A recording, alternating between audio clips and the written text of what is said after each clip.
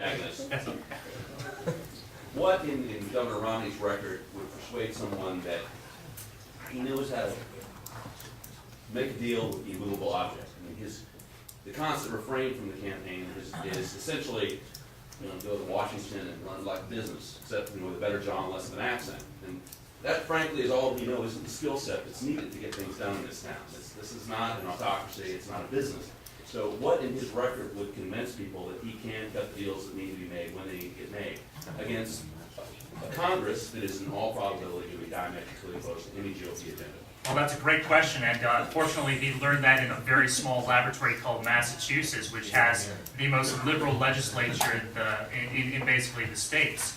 And what Romney learned there is how he was able to govern and how he was able to cajole. I gave you the one example up front where he was able to use his Secretary of the Treasury to basically do an end run around the Democratic legislator who wanted to hike taxes, inform the electorate of exactly what's happening.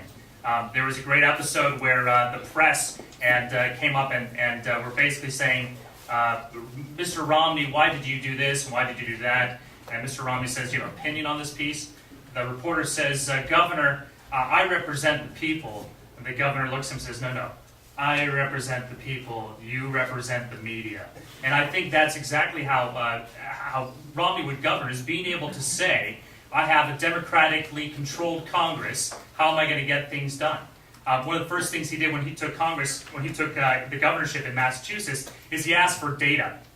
I want reports, he said. Bring the reports to my desk. What reports are you talking about, Governor Romney? I'm looking for the reports that tell me how the state is doing. I don't think we have any of those reports, sir. And he went back and he demanded that each of the groups and each of the heads actually prove that their government agencies were working. For example, it took him about a week to figure out that there was a huge inefficiency in the court system.